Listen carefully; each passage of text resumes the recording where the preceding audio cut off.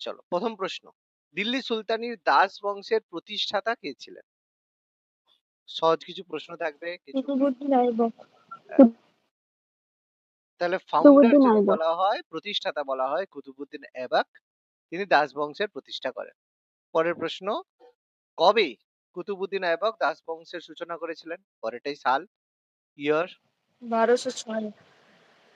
1206, 1206, 1206। 1206 খ্রিস্টাব্দে কুতুবউদ্দিন ऐबक দিল্লি সুলতানির প্রতিষ্ঠা করেছিলেন মোহাম্মদ ঘুরির মৃত্যুর পরে। Very good. আচ্ছা, কুতুবউদ্দিন ऐबकेর রাজধানী কোথায় ছিল?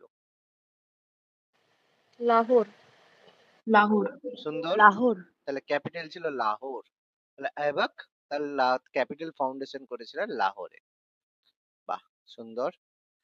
কুতুবউদ্দিন ऐबक কোন খেলার সময় ঘোড়া থেকে পড়ে মারা যান? পোলো।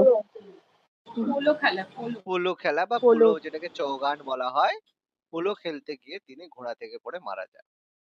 Very good. আচ্ছা, কুতুবউদ্দিন ऐबक লাকপক্স নামে পরিচিত ছিলেন, এর নাম, এর অর্থ কি?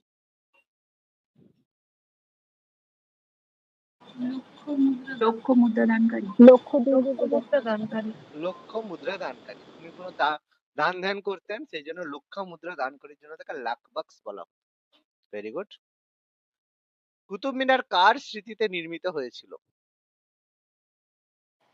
খাজা কুতুবউদ্দিন বখতিয়ার কাকি। খাজা কুতুবউদ্দিন বখতিয়ার কাকি। খাজা কুতুবউদ্দিন বখতিয়ার কাকি। তিনি একজন সুফি সেন্ট ছিলেন, একজন সুফি সাধক ছিলেন। ঠিক আছে, সুফি সাধক, তার স্মৃতির উদ্দেশ্যে কুতুব মিনার ফাউন্ডেশন করা হয়েছে। Very good.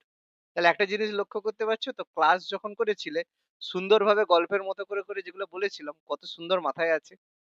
যেরকম ভাবে প্রশ্ন ঘুরে আসুক দেখো মাথায় একদম সেট হয়ে যাবে। ঠিক আছে, সেই জন্য আমি কোশ্চেন এমসিকিউ করিয়ে দেবো অনেক ভাবে, তাহলে দেখবে একদম মাথায় সেট হয়ে যাবে, এরপরে আর কিছু বাকি থাকবে না। হুম। কুতুবউদ্দিন ऐबक কোন মসজিদ নির্মাণ শুরু করেছিলেন যা পরে ইলতুৎমিশ কমপ্লিট করেন?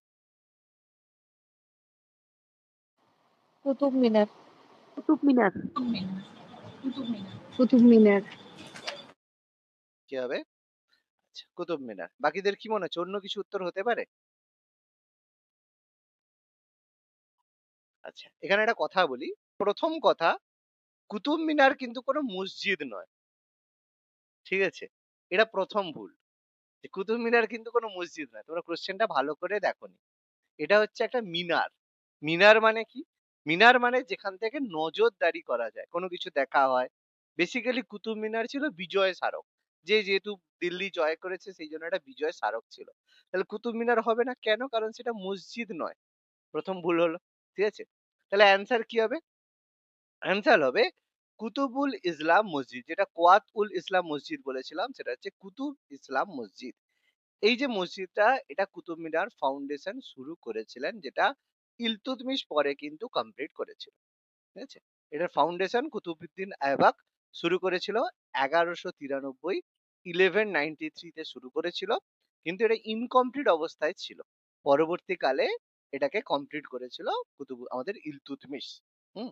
আর আড়াই দিন কা ঝোপড়া, এটা কি? এটা একটা মসজিদ, কিন্তু এটা দিল্লিতে নয়, এটা অবস্থিত আজমির শরীফে। বলেছিলাম আজমিরে তিনি তৈরি করেছিলেন আড়াই দিন কা জোবড়া। আর এটা কিন্তু তিনি কমপ্লিট করেছিলেন, এটা ইনকমপ্লিট ছিল না, ইট ওয়াজ কমপ্লিট স্ট্রাকচার। ঠিক আছে, আর জামা মসজিদ এটা কুতুব মিনারের ফাউন্ডেশন নয়, এটা জামা মসজিদ তৈরির পেছনে রয়েছে শাহজাহান। অনেকেই তৈরি করেছিল, তার মধ্যে শাহজাহান ছিল অন্যতম, যার সময় ফাউন্ডেশন হয়েছিল। উত্তরটা ভুল কেন হলো বোঝা গেল? অসুবিধা নেই। আচ্ছা স্যার, এই কুতুবুল ইসলাম মসজিদ যেটা, এটা ওই কত উল ইসলাম মসজিদ একই হ্যাঁ, রকম নাম, একদম, মানে ওই হ্যাঁ হ্যাঁ, দুটো কি একই? সেম মসজিদ, কোয়াতুল আচ্ছা আচ্ছা, ইসলাম মসজিদ। বিভিন্ন নাম। হুম, আচ্ছা আচ্ছা আচ্ছা। এটাকে আর কোয়াতুল স্যার ইসলাম বলছি মসজিদ। কুতুব মিনার উত্তরটা হলে প্রশ্নটা কিভাবে আসবে? কুতুব মিনার হলে এমনি প্রশ্ন আসবে যে কুতুব মিনার বা কোন স্থাপত্য ইলতুৎমিশ শুরু করেছে, আইবক শুরু করেছিলেন, ইলতুৎমিশ পরে কমপ্লিট করেন। কিন্তু এখানে প্রশ্নের মধ্যে মসজিদ কথাটা বলেছে, কোন মসজিদ? কুতুব মিনার তো কোনো মসজিদ নয়। ব্যাপারটা বোঝা গেল? উত্তরটা কেন ভুল হলো? ফোকাস এদিকে হ্যাঁ স্যার, যাবে। মানে তখন হ্যাঁ স্যার, মসজিদ হ্যাঁ স্যার। থাকবেন। হ্যাঁ, তো মসজিদ কথাটা থাকবে না, তোকে তো মসজিদের মধ্যে ক্যাটাগরাইজ করতে হবে না। আচ্ছা, পরের প্রশ্ন। মানে এমনি ঠিক আছে, কিন্তু ওই জন্য ভুল হলো। কুতুব মিনার নির্মাণ কাজ কে শুরু করেন? কুতুবুদ্দিন আইবক। কুতুবুদ্দিন ऐबक কুতুবুদ্দিন আইবক। ऐबक ইলতুৎমিশ মানে আমাদের কুতুব মিনারের নির্মাণ কমপ্লিট করেন, পরে ইলতুৎমিশ সেটা কমপ্লিট করেন। ভালো কথা। কুতুবুদ্দিন ऐबकेর পরে দিল্লির সুলতান কে বসেছিলেন? আরাম শাহ। আরম শাহ। আরাম শাহ আরাম বা শাহ। আরাম বাক্স বলে। হ্যাঁ, আরাম শাহ তিনি সিংহাসনে বসেছিলেন, কিন্তু আবার ইলতুৎমিশ তাকে সরিয়ে নিজে বসেন। তাহলে এখানে প্রশ্নটা ভালো করে দেখেছো কত সুন্দরভাবে পড়া হয়েছে, এত সুন্দরভাবে পড়া হয়েছে, এত সুন্দরভাবে পড়া হয়েছে, সেই জন্য সুন্দরভাবে উত্তর আমাদের হয়ে গেল। আচ্ছা, ইলতুৎমিশ কবে দিল্লির সিংহাসনে বসেন? 1211 খ্রিস্টাব্দে। 1211 ছিল না 10? 1211 11 না 10? 11 ছিল। শিওর? 1211 আর আরাম শাহ 1210 ছিল। Very good. তাহলে 1211। ঠিক আছে, সুন্দর পড়া হয়েছে। 1211। বাহ! উত্তর দেখে মনে হচ্ছে ইন্টারেস্টিং ভাবে পড়েছো, তাই তো? ভালোভাবে পড়েছো, তাই তো? বাড়িতে?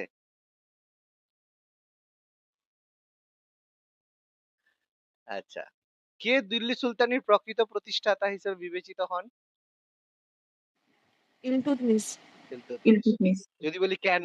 ইলতুৎমিশ। কেন? ইলতুৎমিশ।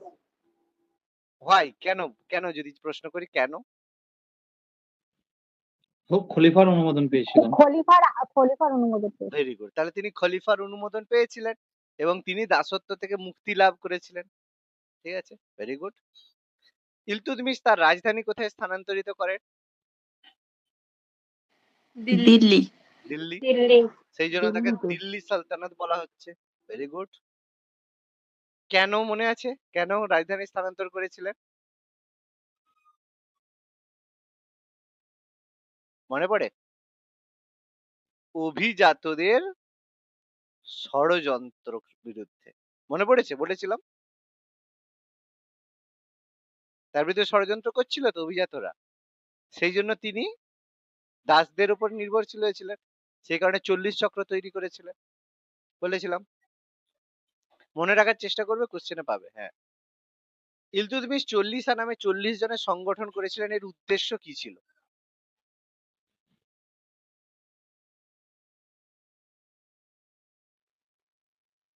কেন তিনি 40 চক্র বা চালিসা নির্মাণ করেন? B sir, option B. B. সুলতানের ক্ষমতা শক্তিশালী করা। ক্ষমতা শক্তিশালী। হ্যাঁ, সুলতানের যে ক্ষমতা সেটাকে শক্তিশালী করা, বাড়ানোর জন্য তিনি তৈরি করেছিলেন 40 চক্র বা চালিসা। কারণ তিনি যে কোনো সময় তাকে কেউ মেরে দিতে পারতো। সেই কারণে তিনি তার দাসদেরকে নিয়ে 40 চক্র বা চালিসা ফরমেশন করেছিলেন। আচ্ছা, পরের প্রশ্ন। ইলতুৎমিশ প্রবর্তিত রৌপ্য মুদ্রার নাম কি? টঙ্কা। টঙ্কা। টঙ্কা। তাহলে তিনি টঙ্কা। ফাউন্ডেশন করেছিলেন টঙ্কা। টঙ্কা। Very good. আর হচ্ছে তাম্র মুদ্রার নাম? জিতল। জিতল। জিতল। জিতল। জিতল। Very good. তাহলে রূপার মুদ্রা টঙ্কা, তাম্র মুদ্রা জিতল। এগুলো যেন গুলিয়ে না যায়, তামা রূপার মধ্যে যেন গুলিয়ে না যায়। ঠিক আছে? রূপা হচ্ছে টঙ্কা, তামা হচ্ছে জিতল। পরীক্ষায় যদি তাম্র মুদ্রা পড়ে তখন ঝট করে আবার তোমার টঙ্কা লিখে দেবে না। অপশনে কিন্তু দুটোই থাকবে। আচ্ছা, পরের প্রশ্ন। ইলতুৎমিশ কোন সামরিক ব্যবস্থা চালু করেন যেখানে উচ্চ পদস্থ কর্মচারীদের বেতনের পরিবর্তে ভূমি দেওয়া হতো? ইকতা প্রথা। ইকতা ব্যবস্থা। ইকতা ইকতা প্রথা। ইকতা প্রথা বা ইকতা ব্যবস্থা। কারণ জাগিরদারি বলো, মানসাবদারি বলো, এগুলো সব কাজ ছিল ফাউন্ডেড বাই আকবর। ঠিক আছে? আর জমিদারি প্রথা পরবর্তীকালে ব্রিটিশদের দ্বারা জমিদারি প্রথা, লর্ড মানে কর্নওয়ালিসের সময়। আচ্ছা, ইলতুৎমিশের শাসনকালে কোন মঙ্গল নেতা ভারত আক্রমণ করেন? Genghis Khan. Genghis Khan. Genghis Khan. Genghis. কিন্তু তিনি কি আক্রমণ করেছিলেন? না। করেননি। তাহলে সম্ভাবনা হয়েছিল। না, তিনি আক্রমণ করেননি। ব্যাস, তাহলে দেখো গল্পটা কত সুন্দর মনে আছে, তাই না? দিল্লি সালতানাত পড়ে বেশ ইন্টারেস্টিং লাগলো। দেখো কত উত্তর আমরা সব উত্তর করে নিতে পারছি, কোনো সমস্যাই হচ্ছে না। সুলতান গড়হি সমাধি কে নির্মাণ করেন? এই বলা উচিত। ইলতুৎমিশ। ইলতুৎমিশ কার জন্য এই সমাধিটা কার? সুলতানগড়ি সমাধিটা কার? ইলতুৎমিশের পুত্র নাসিরউদ্দিন ওর মাহমুদ। নিজের সন্তানের জন্য, বাবা, ইলতুৎমিশের ছেলের পুত্র জন্য। নাসিরউদ্দিন মাহমুদ, ঠিক আছে, নাসিরউদ্দিন মাহমুদ, ভেরি গুড। ইলতুৎমিশের উত্তরাধিকারী কে ছিলেন? রাজিয়া সুলতান। রাজিয়া সুলতানা। রাজিয়া সুলতান। রাজিয়া রাজিয়া সুলতান। সুলতানা। রাজিয়া রুকনুদ্দিন রুকনুদ্দিন ফিরোজ বলা যাবে না, কেন? যদি বলতে ইলতুৎমিশের পরে সিংহাসনে কে বসেছে তখন বলতে, কিন্তু উত্তরাধিকারী কথাটার মানে হচ্ছে পরবর্তী রাজা নয়। উত্তরাধিকারী কথার মানে হচ্ছে ইলতুৎমিশ যাকে পরবর্তী উত্তরাধিকার অ্যাপয়েন্ট করেছিল, যে আমার পরে এ হবে, বসিয়ে দিয়েছিল অন্য কাউকে হতে পারে, কিন্তু কে তার উত্তরাধিকারী ছিল, কাকে তিনি অ্যাপয়েন্ট করেছিলেন, তখন উত্তরটা রাজিয়া সুলতানা করতে হবে। বুঝা গেছে? আচ্ছা, দিল্লির প্রথম এবং একমাত্র মহিলা শাসক কে? রাজিয়া সুলতান। রাজিয়া সুলতানা। রাজিয়া সুলতানা। আমাদের রাজিয়া, তিনি হচ্ছেন দিল্লি সুলতানের প্রথম, একমাত্র এবং শেষ মহিলা শাসক, রাজিয়া সুলতানা। আচ্ছা, রাজিয়া সুলতানা কবে দিল্লির সিংহাসনে বসেন? 1236। 1236। 1236। 1236। রাজিয়া সুলতানাকে সিংহাসনচ্যুত করার পেছনে কোন গোষ্ঠীর প্রধান ভূমিকা ছিল? তুর্কি। তুর্কি। তুর্কি হবে না উলেমা হবে? ঠিক করে বলো। উলেমা সম্প্রদায়। আমি কিন্তু আগে প্রথম থেকে তোমাদের একটা জিনিস বলেছি, আমি কিন্তু মাথা ঘোরাতে পারি, উত্তর তোমরা ঠিকই বলতে পারো, আমি তারপর একটা তোমাদের না স্যার তুর্কি হবে, এটা তুর্কি হবে। হ্যাঁ, আমি কিন্তু মাথা ঘোরাবো, উল্টো পাল্টা একটা প্রশ্ন এটা হবে মনে হয়। দেখো, তোমরা আমার কথায় ঝট করে যদি ভেবে না হায় স্যার বললো মানে, এটা একদম নয়। আমি যে কোনো সময় যে কোনো জিনিস ফ্যাক্ট তোমাদের মাথায় ঢুকিয়ে উল্টো করানোর চেষ্টা করব, ঠিক আছে, তোমাদের মাথা যেন ঠিক থাকে। তাহলে অবশ্যই অ্যান্সার হবে তুর্কি আমিরগণ, ঠিক আছে, কারণ তুর্কি বংশ থেকে তারা এসেছিল, তারাই ছিল বড় লোক। উলেমা কারা? উলেমা যারা হচ্ছে ধর্মীয় যারা গুরু, তাদেরকে উলেমা বলা হয়। কিন্তু তুর্কি যারা আমির ছিল, তারাই তো 40 চক্রের হেড ছিল। সেই জন্য অ্যান্সার হবে তুর্কি আমিরগণ, কারণ এই তুর্কি আমিরগণদের নিয়ে তৈরি হয়েছিল 40 চক্র, এটাকে চালিসা বলা হয়, ঠিক আছে। কনফিউশন হবে কিন্তু ঠিক হয়। রাজিয়া সুলতানের প্রেমিকার নাম কি ছিল? প্রেমিকের যাকে নিয়ে তুর্কি আমিরদের আপত্তি ছিল? আলতুমিয়া। হ্যাঁ, গল্প পড়নি? গল্প বলেছিলাম, শোনোনি ভালো। ইয়াকুত হবে। ইয়াকুত। তাহলে ভালো করে কান দিয়ে শুনতে হতো, নাক দিয়ে শুনেছিল। হ্যাঁ, জালালউদ্দিন ইয়াকুত খান। নাক দিয়ে শুনলে ভুল হবে উত্তর, কান দিয়ে শুনলে ঠিক হবে উত্তর। তাহলে বলেছিলাম যে ইয়াকুত তাকে বলেছিল, কিন্তু অ্যাকচুয়ালি তিনি এটা, তার কোনো প্রেমিক টেমিক কিছু ছিলই না, কিন্তু তাকে এটাকে নাম খারাপ করার জন্য বলা হয়েছিল। তিনি বেসিক্যালি তুর্কিদের সঙ্গে যারা আবিসিনীয় হাবসি দাসরা রয়েছে, তারাও যাতে একই সুবিধা পায়, সেই কারণে সেটা তার ছিল, কিন্তু বলা হবে কি না তার প্রেমিক ছিল। লে খেলা মরো। আর বর বললে আলতুনিয়া, যাকে বিয়ে করেছিল মারার জন্য, ঠিক আছে, ভাটিন্ডার শাসক। রাজিয়া সুলতানা কত bছর রাজত্ব করে? 4 বছর। 4 বছর। 1236 থেকে 1240, মাত্র 4 বছর তিনি রাজত্ব করেছিলেন। ভেরি গুড, 4 বছর।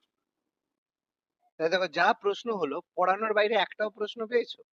একটাও প্রশ্ন এলো যেখানে তোমার পড়ানো হয়নি বা আমি বলিনি? 24টা যে প্রশ্ন করলে, তাহলে বুঝতে পারছো তো, কোনো এমন প্রশ্ন যাবে না যে আটকাবে। রাজিয়া সুলতানা কোথায় নিহত হয়? কৈথল। কৈথল বা কৈঠাল, ঠিক আছে, কৈঠাল। কৈথল বা কৈতালে, সেখানে তাকে মেরে দেওয়া হয়েছিল। Very good. ভাটিন্ডা থেকে যাচ্ছিল, কৈতালে তাকে মেরে দেয়। রাজিয়া সুলতানের পরে দিল্লির সিংহাসনে কে বসেন? বাহরাম শাহ। বাহরাম শাহ। বাহরাম শাহ। বাহরাম শাহ রাজিয়া সুলতানের বাহরাম পরে, শাহ। ভেরি গুড, রাজিয়া সুলতানের পরে বাহরাম শাহ বসেন। বাহরাম শাহের কোন নতুন পদ সৃষ্টি করেন যা সুলতানের চেয়েও ক্ষমতা বেশি ছিল?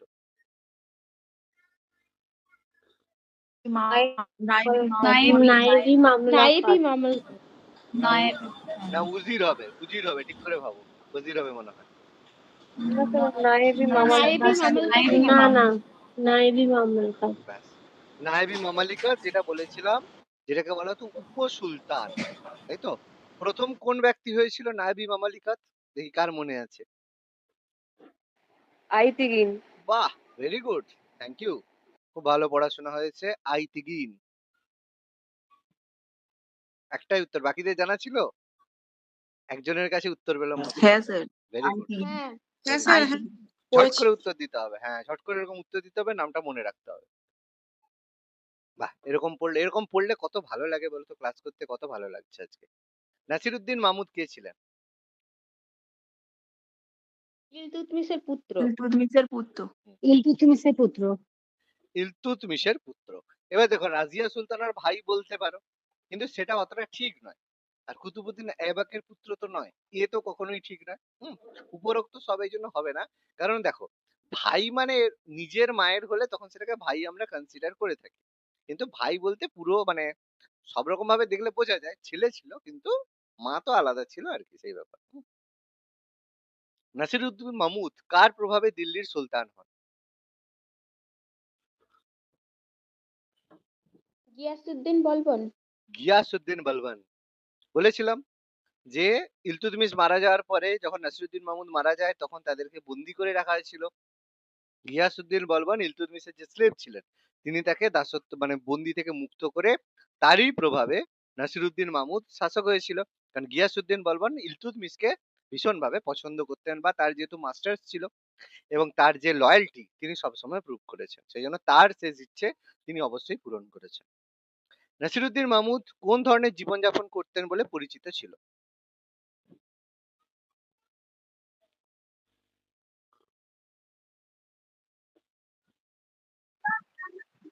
বিলাসবহুল। বিলাসবহুল, বাহ, খুব ভালো। কান ধরে উঠবুস করো আগে, তারপর উত্তর বলবো। হ্যাঁ, নাসিরুদ্দিন মাহমুদকে কি বলা হতো? আর পড়া হয়নি, আর পড়া হয়নি। ধর্মপরায়ণ হবে। তাকে দরবেশ সুলতান বলা ধর্মপরায়ণ হতো? ও সাধারণ। দরবেশ সুলতান বলা এবং হতো? দয়াল ধর্মপরায়ণ ও সাধারণ। তাহলে দরবেশ সুলতান বলা হতো কেন বলা হতো? কারণ আমি বলেছিলাম যে তিনি কখনো রাজদরবারে বসেননি, সিংহাসনে বসেননি, শুধুমাত্র রাজ্যাভিষেকের দিনে তিনি সিংহাসনে ছিলেন, সবসময় সাধারণ জীবনযাপনই তিনি করেছেন, তাই তো? তাহলে কি হবে? ধর্মপরায়ণ এবং সাধারণ হবে। তিনি বিলাসবহুল জীবনযাপন কোনোদিনই করেননি। ঠিক আছে, একদম ভিখারির মতোই তিনি জীবনযাপন করতেন, ছেঁড়া জামা পরা, হাঁটা। সুলতান হতে পারেন, কিন্তু এমনি সাধারণ মানুষের মতো তিনি থাকতেন, কোনোদিনই সিংহাসনে তিনি বসেন। ঠিক আছে, শুধু সিংহাসন যেদিন মানে সুলতান বানানো হয় সেদিন ছাড়া আর কোনোদিন সিংহাসনে তিনি পা রাখেন। এতটাই তিনি মানে ভালো পার্সন ছিলেন। ঠিক আছে, রাজনীতির অনেক দূরে ছিলেন তিনি। নাসিরুদ্দিন মাহমুদের সময়কালে প্রধান ক্ষমতাশীল ব্যক্তি কে হন? গিয়াসউদ্দিন বলবন।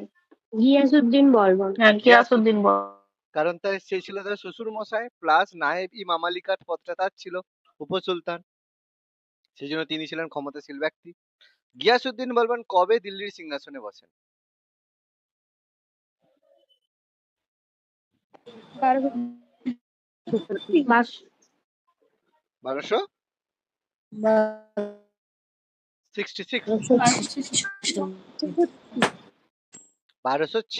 1266 এ তিনি গিয়াসউদ্দিন বলবন তিনি সিংহাসনে বসেন। ঠিক আছে, এর আগের 20 বছর তিনি নাসিরুদ্দিন মাহমুদের ওয়াজির বা নায়েবে মামালিকাত পদটা আরোহণ করেছিলেন। আচ্ছা, পরের প্রশ্ন, গিয়াসউদ্দিন বলবনের আসল নাম কি? বাহাউদ্দিন বাহাউদ্দিন। বাহাউদ্দিন বাহাউদ্দিন। গিয়াসউদ্দিন বলবনের আসল নাম হচ্ছে বাহাউদ্দিন। বলবন কোন নীতি অনুসরণ করে সুলতানি ক্ষমতা সুদৃঢ় করেন? রক্ত রক্ত ও লৌহ ও নীতি। লোহা নীতি। না অহিংস নীতি? ঠিক করে বলো। না স্যার রক্ত রক্ত না, না, না স্যার, লোহা নীতি রক্ত ও হবে। লোহা নীতি। তিনি যুদ্ধ পছন্দ করতেন। এটা আমি মজা করেই বললাম, ঠিক আছে, কারণ এটা অহিংসা নীতি শুধুমাত্র হচ্ছে অশোকের। ঠিক আছে, এই অশোকেরও ব্যাপারটা আমি পরে পড়াবো, যদি আমি এনসিয়েন্টটা পড়াই তখন পড়াবো অশোক কি মানে কি জিনিস ছিল। ঠিক আছে, অশোক এক মারাত্মক জিনিস ছিল। প্রত্যেকের হচ্ছে ওইটা বলে দেবেন স্যার বলেছিলেন। কি বলছিলাম বাবা, কি বলছো? আজকে বলেছিল ওই যে সেই গুজরাটি ওই মুসলিমদের ব্যাপারটা আজকে একবার বলে দেবেন বলেছিলেন শেষের দিকে। আচ্ছা আচ্ছা আচ্ছা, ঠিক আছে ঠিক আছে ঠিক আছে। আচ্ছা, বলবন কোন প্রথা বিলুপ্ত করেন যা পূর্বসূরি ইলতুৎমিশ দ্বারা প্রতিষ্ঠিত হয়েছিল? তুর্কি চাহালগানি। দেখো, এখানে একটা প্রশ্ন সুন্দর আছে, তোমাদের মাথা খারাপ হয়ে গেছে, বলবে স্যার আমি তো 40 চক্র খুঁজছি, পাচ্ছি না তো। তাহলে এখানের মধ্যে যখন এরকম প্রশ্ন পাবে না, তখন দেখবে ইকতা প্রথা কি হবে? হবে না, ইকতার কোনো ব্যাপার নেই। সুলতানি পদ কি হবে? হবে না। খলিফার স্বীকৃতি হবে? হবে না। তাহলে তিনটে যখন হচ্ছে না, তুর্কি। আচ্ছা, তুর্কি তিনটি চাহালগানি যখন হবে। হবে সেটা হচ্ছে তুর্কি ই চাহালগানি। এটাই বলা হয় 40 চক্রকে। যেটাই 40 চক্র, চালিসা বা 40 চক্র, সেটাকেই বলা হয় তুর্কি ই চাহালগানি। ঠিক আছে, এটাই 40 চক্র। তাহলে এখান থেকে একটা নতুন জিনিস জানলে। ঠিক আছে, পড়াতে গেলে দেখো অনেকগুলো নাম আছে, আমি চাইলে 10টা মানে 4টে নাম লিখে দিতে পারি, কিন্তু কি বলতো বেশি নাম পড়লে মাথা খারাপ হয়ে যাবে। এমসিকিউ তে 2-1টা জানলে ঠিক আছে। বলবনের শাসনকালে দরবারে সিজদা পাইবসের উদ্দেশ্য কি ছিল? ক্ষমতা ও মর্যাদা বৃদ্ধি। সুলতানের ক্ষমতা ও মর্যাদা বৃদ্ধি। ক্ষমতাও মর্যাদা। তাহলে সুন্দর, সুলতানের ক্ষমতা বর্ধন। তাহলে এটা বোঝা গেল। তাহলে এটা কোনো ধর্মীয় ব্যাপার ট্যাপার কিন্তু ছিল না, এটা বেসিক্যালি ছিল সুলতানের ক্ষমতা এবং মর্যাদা বৃদ্ধি। পরিষ্কার ভাবে বলাই ছিল, সুন্দরভাবে। দেখো 36টা কোশ্চেন হলো, এত সুন্দরভাবে হলো, ঠিকঠাক ভাবে হলো, সব কোশ্চেন হয়ে গেল। বলো, বলবন তার সাম্রাজ্যে বিদ্রোহ দমন করার জন্য কোন শক্তিশালী সামরিক বিভাগ গড়ে তোলে? দিওয়ানি আর্চ। দেওয়ানি আর্চ। দিওয়ানি আর্চ। দিওয়ানি আর্চ। আচ্ছা আচ্ছা, তাহলে এখানে অ্যান্সার হবে দেওয়ান এ আর্চ, তাই তো? তাহলে অ্যান্সার হবে দেওয়ান এ আর্চ। আচ্ছা, বাকিগুলো কি বলতে পারবে? দেওয়ান ই কাজা কি, দেওয়ান ই রিসালাত কি, দেওয়ান ই ইনসা কি, পারবে বলতে?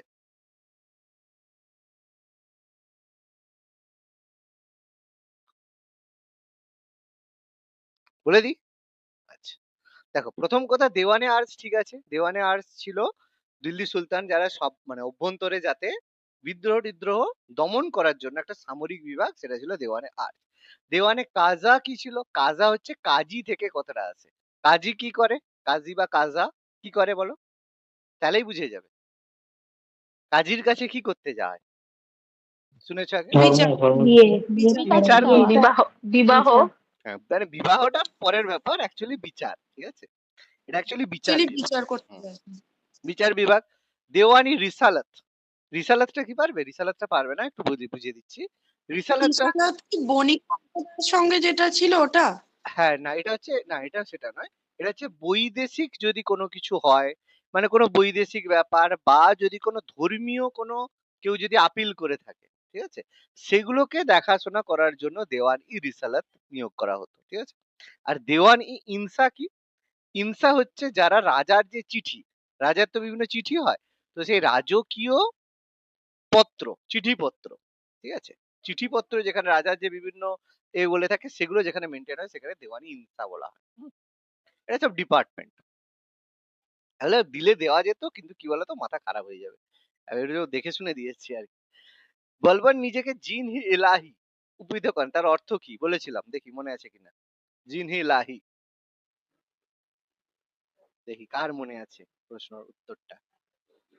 ঈশ্বরের প্রতিনিধি। ঈশ্বরের ছায়া। ঈশ্বরের ছায়া। আহ, ছায়া। এইখানে যে আমার ক্লাসটা শুনেছে ভালো করে তারই উত্তর হবে ঈশ্বরের ছায়া। আমি লিখেও দিয়েছিলাম সম্ভবত, নোটসে এর সময় নিচে মানে লিখে দিয়েছিলাম ঈশ্বরের ছায়া, জিল হি লাহি, ঠিক আছে। আর ঈশ্বরের প্রতিনিধিকে কি বলা হয়? এটাও কিন্তু তিনি গ্রহণ করেছিলেন, কিন্তু সেটাকে বলা হতো নিয়ামত ই খুদাই, নিয়ামত ই খুদাই, ঠিক আছে।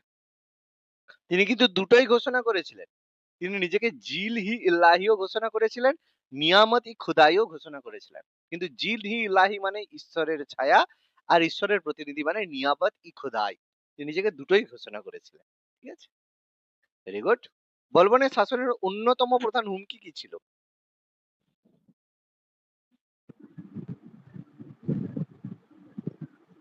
মঙ্গল মঙ্গল আক্রমণ। আক্রমণ, আক্রমণ। মঙ্গল আক্রমণ। মঙ্গলের আক্রমণ। হ্যাঁ, কারণ মঙ্গল আক্রমণ সেই সময় বেড়েছিল, সেই সময় শুরু হয়েছিল। সেই কারণে তিনি কি করেছিলেন, প্রশাসক হিসেবে নিয়োগ করেছিলেন জালালউদ্দিন খিলজিকে। আর খিলজি তাকে অ্যাপয়েন্টমেন্ট করে রেখেছিল। আর সেই মঙ্গল আক্রমণ প্রতিহত করতে গিয়েই তো তার যে বড় ছেলে মোহাম্মদ খান তিনি মারা গেলেন, পড়েছি আমরা। সেই জন্য মঙ্গল আক্রমণ ছিল প্রধান হুমকি। Very good. বলবনের যে বড় ছেলে জ্যেষ্ঠ পুত্র শেহজাদা মোহাম্মদ তিনি এখানে মারা যান। বলবনের পুত্র এবং পরেরটাই সেই প্রশ্ন কি হবে? মঙ্গল আক্রমণ। আক্রমণ। মঙ্গল মঙ্গল আক্রমণ। আক্রমণ। Very good. দেখো তাহলে আমার গল্প দেখেছো কত সুন্দর আমি গল্প দিয়েছি, সব প্রশ্ন কেমন হয়ে যাচ্ছে। বলবন কোন কবি বা সঙ্গীতজ্ঞকে যারা ভারতের তোতা পাখি নামে পরিচিত? আমির খসরু। আমির খসরু। আমির খসরু। আমির খসরু। এখান থেকেই তার সাহিত্য যাত্রা শুরু হয়েছিল। আলাউদ্দিন খলজির দরবারেও তিনি ছিলেন। 7 জন সুলতানের কন্টেম্পোরারি বলা হয় আমির খসরুকে। গিয়াসউদ্দিন বলবনের সমাধি কোথায় অবস্থিত? এটা মনে হয় দেওয়া ছিল না। রাজমির। আজমির। এটা কি দেওয়া ছিল? এটা দেওয়া ছিল না সম্ভবত। দিল্লি, এটা দিল্লি হবে। হ্যাঁ। দিল্লির মেহরৌলি। হ্যাঁ, এটা দিল্লি হবে। ঠিক আছে, এটা নোটসে দেওয়া ছিল না। এটা হবে দিল্লি। ঠিক আছে, দিল্লিতে মেহরৌলি যে রয়েছে, মেহরৌলি ঠিক আছে, দিল্লির মেহরৌলি গ্রাম বলো, মেহরৌলি যে পিলার রয়েছে সেখানে গিয়াসউদ্দিন বলবনের সমাধি রয়েছে। Very good. আচ্ছা, বলবনের পরে দিল্লির সিংহাসনে কে বসেন? কাইকুবাদ। কায়কোবাদ। খলজি। কাইকুবাদ। এই খলজি কে বলছো? হ্যাঁ কাইকোবাদ। কান ধরে উঠবস করে না না কাইকোবাদ। হ্যাঁ, কায়কোবাদ। তাহলে তার নাতি কায়কোবাদ বসেছিল। তারপর তার নাতির ছেলে কায়রমুজ বসেছিল 3 মাসের, তাই তো? তাহলে 1287-তে বসেছিল কায়কোবাদ। কায়কোবাদ কার পৌত্র ছিলেন? ওটাই বলে দিলাম। গিয়াসউদ্দিন বলবন। বলবনের পুত্র ছিল। বলবনের। পুত্র নয়, বলবনের পৌত্র। পৌত্র, নাতি। পৌত্র কথার অর্থ হচ্ছে নাতি। পৌত্র। নাতি। নাতি হ্যাঁ। দাস বংশের শেষ সুলতান কে ছিলেন? এই কাইমুরস। কায়রমুজ বা কাইমুরস, যা বলবে সব ওকে। আচ্ছা, দাস বংশের পতন ঘটিয়ে খলজি বংশের সূচনা করেন কে? জালালউদ্দিন খলজি। জালালউদ্দিন হ্যাঁ, জালালউদ্দিন খলজি। ফিরোজ খলজি। জালালউদ্দিন ফিরোজ খলজি, যেটাকে আমরা খলজি বিপ্লব বলেছি। Very good. দিল্লি সুলতানি দাস বংশ কত বছর রাজত্ব করেছিল? এরকম প্রশ্ন প্রায় 90 বছর। 90 বছর। এক্স্যাক্টলি প্রায় 90 বছর। প্রায় 84 হ্যাঁ বছর। স্যার। ঠিক আছে, 84 বছর করেছিল, যে অপশনের মধ্যে দেখলে প্রায় 90 ইয়ার্স, প্রায় 90 বছর, মানে 80 থেকে বেশি, প্রায় 90 বছর আমাদের বলতে হবে। কারণ 1206 থেকে 1290 বিয়োগ করলে হয় 84 বছর, অ্যাপ্রক্সিমেটলি 90 ইয়ার্স আমাদের বলতে হবে। 80 নয়, 90 আমাদের বলতে হবে। ঠিক আছে। কুতুবউদ্দিন ऐबक কোন সুফি সাধকের শিষ্য ছিলেন? এটা হয়তো ভুল করবে, দেখি এটা ভুল হতে পারে। স্যার নিজামুদ্দিন আউলিয়া। নিজামুদ্দিন নিজামুদ্দিন হবে। বখতিয়ার কাকি। দেখো এখানে না স্যার, ওই কাকি হবে। বখতিয়ার উত্তর কাকি। কি হবে? দেখো এখানে আমি একটা কথা স্যার বলি। নিজামুদ্দিন আউলিয়া হবে। না, নিজামুদ্দিন আউলিয়া হবে না। খাজা মঈনুদ্দিন চিশতি। খাজা না স্যার মঈনুদ্দিন সি হবে। কি মনে কুতুবউদ্দিন হচ্ছে দেখি? বখতিয়ার কাকি। স্যার আচ্ছা, অপশন সি। খাজা মঈনুদ্দিন। দেখো বখতিয়ার হ্যাঁ, অ্যান্সার কে এখানে না অ্যান্সার হবে কুতুবউদ্দিন বাখতিয়ার কাকি। স্যার ঠিক আছে, নিজামুদ্দিন আউলিয়া। নিজামুদ্দিন আউলিয়া হবে না। কেন হবে না? নিজামুদ্দিন আউলিয়া, কুতুব মিনার বানাচ্ছে। হ্যাঁ, ওর জন্য কুতুবউদ্দিন বাখতিয়ার কাকির জন্য ডেডিকেটেড ছিল। আর নিজামুদ্দিন আউলিয়া যার ছিল তার টাইম পিরিয়ড কিন্তু পরে ছিল। এবং নিজামুদ্দিন আউলিয়া মানে কার শিষ্য, মানে কার যে গুরু ছিল? গুরু ছিল আমাদের আমাদের কি বলে ওই যে নামটা বলো, আমির খসরু। ঠিক আছে, নিজামুদ্দিন আউলিয়ার আমরা যদি টাইম পিরিয়ড দেখি, নিজামুদ্দিন আউলিয়ার জন্ম হয়েছিল 1238-এ। মারা গেছিল 1325-এ। ভালো করে মাথায় রাখো। কুতুবুদ্দিন আইবকের টাইম কত ছিল? 1200 মানে 6-তে তার মৃত্যু হয়েছিল। তার মানে 1206 থেকে 1210। মানে 1206-তে 10 বলো, 1206 থেকে 1210, ঠিক আছে, 10 আমি এটা করে 10 করি। তার মানে যখন নিজামুদ্দিন আউলিয়ার জন্ম হয়নি তখন কুতুবুদ্দিন আইবক মারা গেছে। তাহলে সে কি তার শিষ্য হতে পারে? পারে না। প্রথম কথা বোঝা গেল, ঠিক আছে? সেই জন্য এটা হবে না।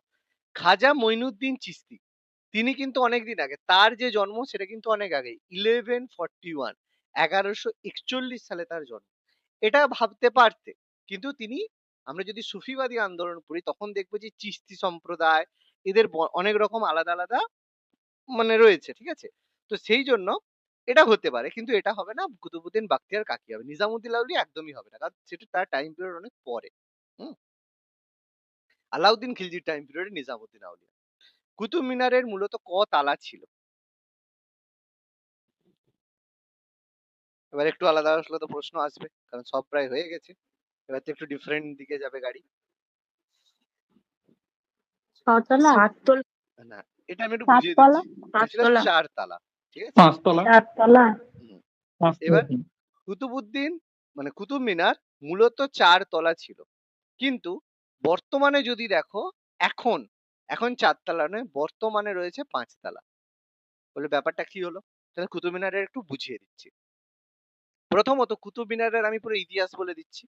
প্রথমে এটা ফাউন্ডেশন শুরু করেছিল কুতুবুদ্দিন আইবক 1199-তে। কুতুবুদ্দিন আইবক এর ফাউন্ডেশন স্টার্ট করেন, ঠিক আছে? এরপর এটা কি হয়, ইলতুৎমিশ এর মাত্র প্রথম তালা নির্মাণ করেছিল, দিয়ে কমপ্লিট করতে পারেননি। এরপরে কি হয়, যখন ইলতুৎমিশ আসেন, ইলতুৎমিশ তিনি এসে কি করেন, এটাকে কমপ্লিট করেন এবং এটাকে টোটালি আরো 3 তালা যুক্ত করেন। তার মানে হয়ে গেল কত তালা?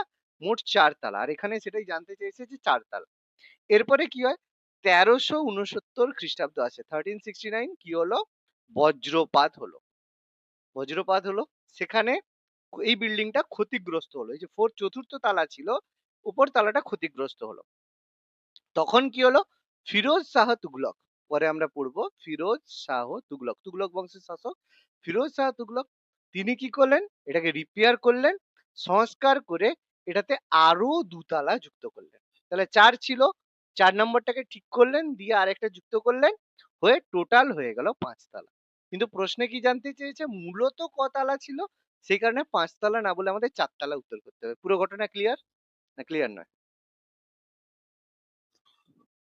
উত্তর ক্লিয়ার, কনসেপ্ট ক্লিয়ার 100%? স্যার তাহলে ছিল বলবো হ্যাঁ, 4 আর বর্তমান প্রশ্ন এলে বলবো 5 তলা। হ্যাঁ, বর্তমান যদি বলা হয় তাহলে 5 তালা, মূলত কত তালা ছিল তাহলে 4 তালা, কারণ ফাউন্ডেশনের পরে বলা হয়েছিল ক তালা ছিল, 4 তালা। এইভাবে উত্তর করতে হবে অ্যান্সার, ঠিক আছে?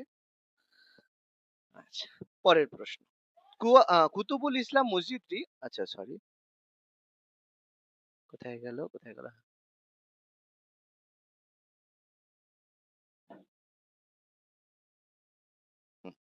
কুতুবুল ইসলাম মসজিদটি কোন হিন্দু মন্দিরের ধ্বংসাবশেষের উপরে নির্মিত বলে মনে করা হয়? সবই মসজিদ এরকম আছে, যা হোক মন্দির ভেঙেই তৈরি হয়েছে, তো যাই হোক সেটা নতুন কথা নয়। এটা কি হবে?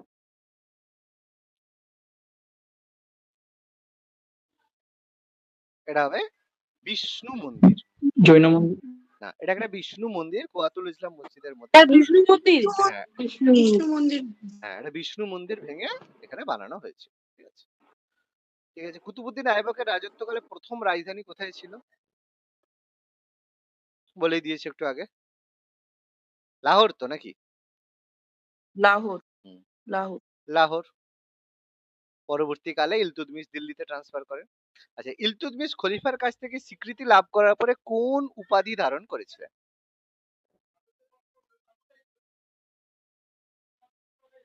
সুলতানি আজম। সুলতানি আজম। হুম, বলেছিলাম বলেছিলাম খলিফার কাছ থেকে স্বীকৃতি পাওয়ার পরে তিনি সুলতান ই আজম উপাধি গ্রহণ করেছিলেন। সুন্দরভাবে ছিল, ঠিক আছে, ভেরি গুড।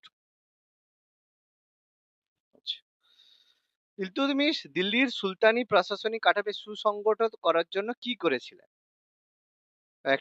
এবার একটু অন্য টাইপের প্রশ্নের দিকে যাব। পুরো জিনিসটা কনসেপ্টের দিকে এবার হবে একটু কিছু প্রশ্ন।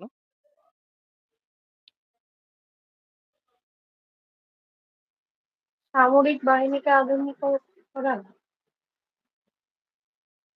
তাহলে দিল্লির সুলতানির যে প্রশাসনিক কাঠামো সেটাকে সুসংহত, মানে সেটা যাতে আরো স্ট্রং হয়, সেই কারণে তিনি করেছিলেন ইকতা ব্যবস্থাকে সংগঠিত করেছিলেন। কেন ইকতা হবে? ইকতাটা ছিল এরকম ব্যাপার যে বেতনের পরিবর্তে যদি জমি দেওয়া হয়, তখন সেই যে তার যে সিংহাসনে যেসব মানে যারা সেনাবাহিনীরা রয়েছে বা যারা মানে রয়েছে, তারা কিন্তু লয়ালটি প্রদর্শন করবে। নতুন বিচার ব্যবস্থা বা কর ব্যবস্থা করেনি, সেনাবাহিনীকে আধুনিকরণ আছে, কিন্তু প্রশাসনিক কাঠামো তখনই হবে যখন প্রশাসনের মধ্যে যারা রয়েছে তারা যদি হ্যাপি হয়, তখন প্রশাসনিক কাঠামো সুসংহত হবে। আচ্ছা, রাজিয়া সুলতানা নিজের পুরুষের পোশাক পরে দরবারে আসতেন কেন? নারী বিদ্বেষী অভিজাতদের মোকাবিলা করার জন্য। একদম। তাহলে সিম্পল ব্যাপার, যাতে যারা নারী বিরোধী অভিজাত যারা রয়েছে তাদের মোকাবিলা করার জন্য। ঠিক আছে, পুরুষের মতো ক্ষমতা প্রদর্শন বা পোশাকের ওইসবের কোনো ব্যাপার না, এটা ছিল মেন কারণ। আচ্ছা, রাজিয়া সুলতানাকে সিংহাচ্যুত করার জন্য কোন আমির তাকে বন্দি করেন?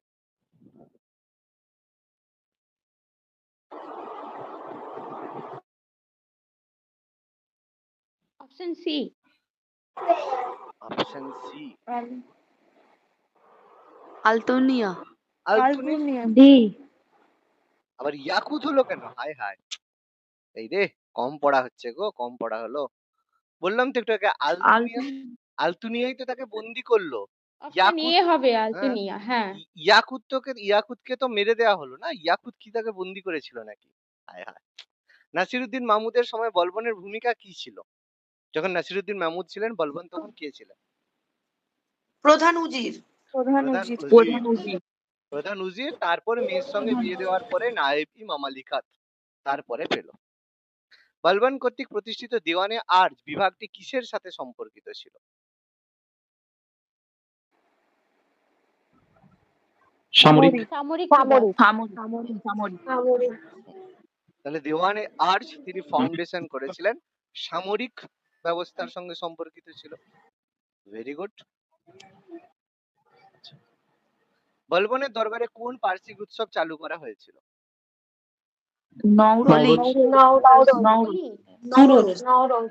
নওরোজ ফেস্টিভ্যাল চালু করা হয়েছিল। Very good. দিল্লি সুলতানির প্রথম কবর কার জন্য নির্মিত হয়েছিল? নাসিরুদ্দিন মাহমুদ। নাসিরুদ্দিন মাহমুদ। নাসিরুদ্দিন মাহমুদ। Very good. আইবকের মৃত্যুর পরে আরাম শাহের বিরুদ্ধে বিদ্রোহ করে কে সিংহাসন দখল করে? ইলতুৎমিশ। ইলতুৎমিশ। ঠিক আছে, ভেরি গুড। আচ্ছা, এখানে আরো প্রশ্ন আছে, ঠিক আছে, আমি পরে করাবো। খলজি বংশ, খলজি বংশের প্রতিষ্ঠাতা কে? জালালউদ্দিন খিলজি। জালালউদ্দিন খলজি।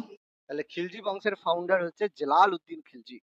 কত সালে ফাউন্ডেশন করেছিলেন জালালউদ্দিন খলজি? 1290। 1290। 1290। Very good. কোন শাসককে খিলজি রাজবংশের সর্বশ্রেষ্ঠ শাসক বলা হয়?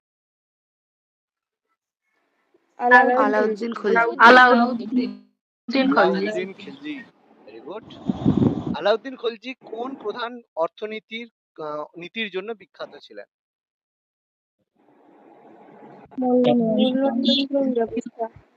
ব্যবস্থা। কি হবে? মূল্য নিয়ন্ত্রণ ব্যবস্থা। না, ভূমি রাজস্ব ব্যবস্থা, ঠিক করে বলো। তিনি কিন্তু ভূমি রাজস্ব ব্যবস্থাও করেছিলেন। বা বাজার নিয়ন্ত্রণ। তাহলে অ্যান্সার কি? বাজার দর নিয়ন্ত্রণ। মূল্য নিয়ন্ত্রণ ব্যবস্থাই হবে, কারণ বাজার দর নিয়ন্ত্রণ হলে মূল্য নিয়ন্ত্রণ ব্যবস্থা। একদম, অ্যান্সার কিন্তু নিয়ন্ত্রণ ব্যবস্থাই হবে। প্রধান অর্থনৈতিক নীতি কিন্তু এটাই ছিল, মূল্য নিয়ন্ত্রণ ব্যবস্থা। জিজিয়া কর বিলোপ কেন? জিজিয়া কর ছিল না, জিজিয়া কর প্রথম ইন্ট্রোডিউস করা হয়েছিল ফিরোজ শাহ তুগলকের সময়, এখনো সেটা পড়া নাই হয়নি। ফিরোজ শাহ তুগলক প্রথম ইন্ট্রোডিউস করেছিল, ঠিক আছে, পরের রদ হবে পরের কথা। জিজিয়া করের ব্যাপার নয়। দিন হি ইলাহি আরো পরে আকবরের সময় হয়েছিল, তাহলে এগুলো কোনো চান্সই নেই। ভূমি রাজস্ব ব্যবস্থা তিনি করেছিলেন, বন্ধ ব্যবস্থা কিন্তু জমি জরিপ করে। কিন্তু তার থেকেও বেশি গুরুত্বপূর্ণ ছিল মূল্য নিয়ন্ত্রণ বা বাজার নিয়ন্ত্রণ। Very good. কে দিল্লিতে বাজার নিয়ন্ত্রণ বা রেশনিং ব্যবস্থা চালু করেন?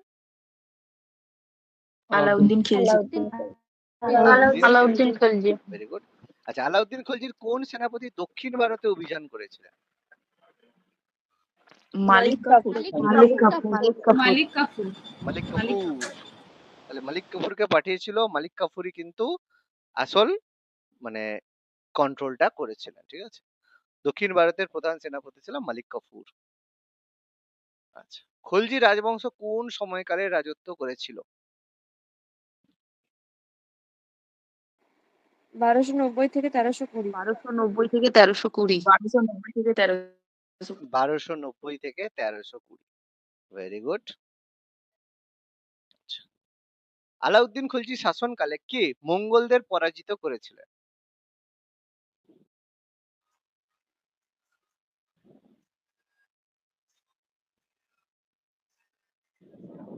গাজী মালিক। গাজী মালিক, যিনি হচ্ছেন গিয়াসউদ্দিন তুগলক। বলেছিলাম মনে করো যে বলবনের সময় জালালউদ্দিন খলজি মঙ্গলদের পরাজিত করে, আর আলাউদ্দিন খলজির সময় গাজী মালিক যিনি এই দমনটা করেছিলেন। ঠিক আছে, দমন করেছিলেন বলে সেই কারণে গাজী মালিকের জায়গায় এটা হয়েছিল, মঙ্গলদের পরাজিত করেছিলেন গাজী মালিক। আচ্ছা, এখানে জাফর খানও হবে না, এটা গাজী মালিকই করবে, মেন ব্যাপার গাজী মালিক। আচ্ছা, স্যার দিল্লিতে মালিক কাফুর আর গাজী মালিক দুজনে মিলেই তো করেছিল। না, মালিক কাফুর আর হচ্ছে কার নাম বললে, গাজী মালিক মিলে না। মালিক কাফুর তো দক্ষিণ ভারতে সাউথ ইন্ডিয়ার জন্য কাজ করেছে, সাউথ ইন্ডিয়া। ঠিক আছে, আর জাফর খান প্রধান সেনাপতি ছিল, তিনি north India plus south India দুটোতেই তিনি মোটামুটি ইন্ডিয়াতেই করেছেন, কিন্তু মঙ্গলদের ডিফেন্সের জন্য এটা বেসিক্যালি গাজী মালিককে অ্যাপয়েন্ট করা ছিল। ঠিক আছে। আচ্ছা, দিল্লিতে আলাই দরওয়াজা কে নির্মাণ করেছিল? আলাউদ্দিন। আলাউদ্দিন খিলজি। আলাউদ্দিন খিলজি 1311 1311 আলাউদ্দিন খিলজি আলাই দরওয়াজা ফাউন্ডেশন করেছিল। আচ্ছা, খলজি বংশের শেষ শাসক কে ছিলেন? কুতুবউদ্দিন মুবারক শাহ। কুতুবুদ্দিন মুবারক শাহ। হ্যাঁ, তাহলে কি হবে? কুতুবউদ্দিন মুবারক শাহ। তাই তো? কান ধরে উঠবোস করো তো একটু, করো করো করো। না স্যার, খসরু খান। তাহলে খসরু খান। খসরু খান বা খসরু শাহ হিন্দু শাসক ছিল, বলেছিলাম না, একমাত্র হিন্দু, জন্মসূত্রে হিন্দু ছিল, রাজসভায় মূর্তি পূজা চালু করেছিলেন, মনে পড়ে? তাই না? তিনি তো শেষ খলজি শাসক ছিলেন। খসরু খান আছে, খসরু শাহ পড়েছিলাম, মানে গুলিয়ে গেছে। তাহলে অসুবিধা কিছু, যে খসরু খান তারই নাম হচ্ছে নাসিরুদ্দিন খসরু শাহ। সব একই ব্যাপার। ঠিক আছে, কোনো চাপ নেই, এরা সব একই।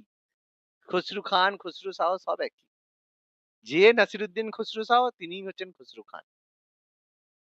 সিকান্দারি সানি দ্বিতীয় আলেকজান্ডার, পারবে আশা করি। আলাউদ্দিন। আলাউদ্দিন খিলজি, পড়ানোর সময় সুন্দর করে বলে দিয়েছিলাম, দক্ষিণ ভারত জয় করেছিলেন বলে তাকে দ্বিতীয় আলেকজান্ডার বলা হয়। আলাউদ্দিন খলজির পুত্র কুতুবউদ্দিন মুবারক শাহকে কে হত্যা করেছিলেন?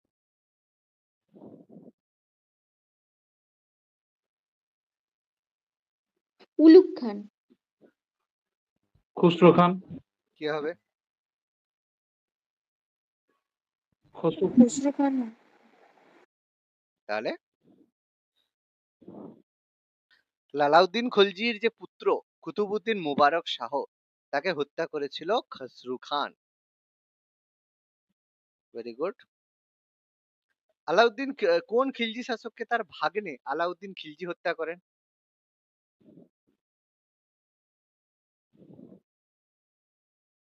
হ্যাঁ, এখনো ভাবছো? জালালউদ্দিন। জালালউদ্দিন। আচ্ছা, জালালউদ্দিন খিলজি। জালালউদ্দিন খলজি, কিন্তু এখানে একটা প্রশ্নের মধ্যে একটা গন্ডগোল আছে। গন্ডগোল কি? ভাগ্নে নয়, এটা ভাইপো। ঠিক আছে, অ্যাকচুয়ালি ভাগ্নে নয়, এটা ভাইপো। হুম, কিন্তু কিছু করার নেই, প্রশ্ন হচ্ছে দেওয়া হয়। সম্পর্কে অ্যাকচুয়ালি ভাইপো ছিল, এবার তো যা বলবে কোনো অসুবিধা নেই। এবার এখানে না খুব মজা আছে কি জানো, তার কাকা ছিল, মানে আলাউদ্দিন খলজি কাকা ছিল এবং তার শ্বশুর মশাইও ছিল। তাহলে ভাবতে পারছো, কোনো চাপ নেই, এটা তো নর্মাল ব্যাপার, কোনো সমস্যা নেই। হুম, আচ্ছা, কোন সুলতানকে তার নিজের কৃতদাসেরা হত্যা করেছিল?